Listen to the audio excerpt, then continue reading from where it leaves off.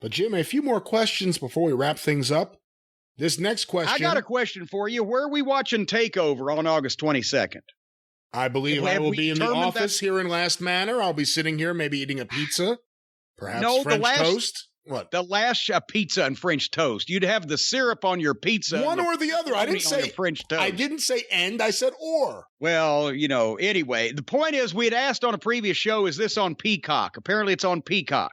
I think so. We've heard reaction that it's on Peacock. TakeOver on August 22nd. Walter and Ilya, the rematch. Samoa Joe and Karrion Kross. Are we going to get Adam Cole and Kyle O'Reilly after that angle last week, or have we found out yet?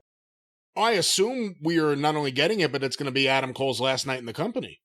Well, but when you assume, you make an ass out of you and me. It could be that they throw in a last-ditch offer and save the day and retain Adam Cole. But one way or another, we get to see him and O'Reilly one more time. So this is a show. When is the last time there were 3 matches on a show that I wanted to see? Ooh, that's a great question. I can't think of the answer, actually.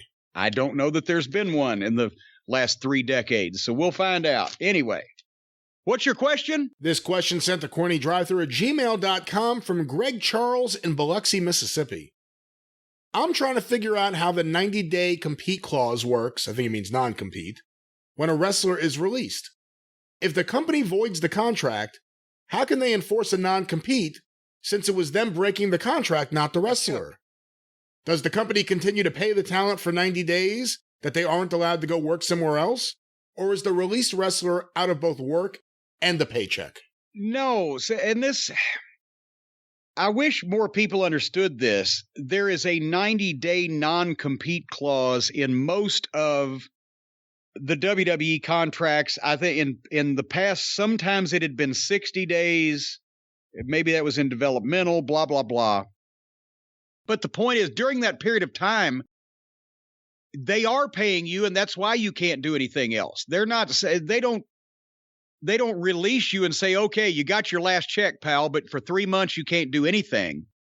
No, they release you, and it's not breaking the contract. And see, that's the thing that a lot of guys don't understand, and that's the Pillman Dark Side of the Ring episode focused on a bit of this and should have let everybody know that the reason why Pillman took the WWF deal was because Vince was guaranteeing the money with no 90-day out clauses.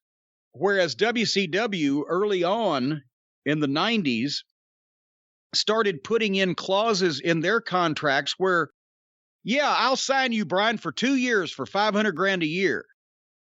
But when you sign that contract, there's a clause in it that they've been different. At one point, it was every 90 days there's a review period. Or at one point, it was a clause that we can, at any time we want to, give you 90-day notice. And they're not breaking the contract. They're just exercising a clause that's beneficial to them that fucks you. So then if you signed that 2-year contract 4 months ago and they decide, you know what, we changed our mind. They give you 90 days notice and they'll pay you another 90 days and you can't work anywhere else during that 90 days, but then you're free to because they ain't going to pay you anymore. And that's the way that they screwed Danny Davis with OVW, the last contract that they signed. They signed a 2-year deal with Danny Davis at the start of, I believe it was 2007, so that he would turn around, because since OVW and everything at that point, especially when I sold my piece back to him, was in his name, he wanted them to sign a contract with him before he turned around and signed his lease on his arena. And before he signed other long-term commitments that were going to be 2 and 3 years, he wanted to know what was going on. So they signed a 2-year contract extension on the original 5-year. Well, we were 5 years. We had an original 1 year. Then they made a 5-year, I think. And then they signed a 2-year extension. I was gone by that time. So point is, he went and signed his lease on the building and signed all his and re-upped the deal with the TV station, did a lot of things. And then like 4 or 5 months later, when they were farther along and being able to set up their own thing in Florida Championship Wrestling at that point, and fuck Danny, they exercised the clause in the contract after they'd said, yeah, you're in our plans for the next 2 years. Here's this contract. We've signed it. Less than 6 months later, they're back. Well, Florida is more convenient as a location, like that they've moved Louisville, Kentucky in the previous 6 months. It's not where it used to be. It's way farther now.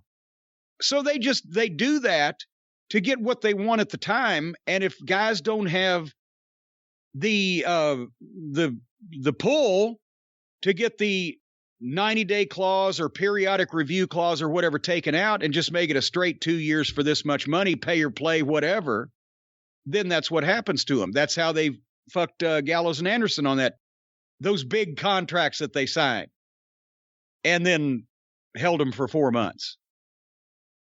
But that's what the no compete is.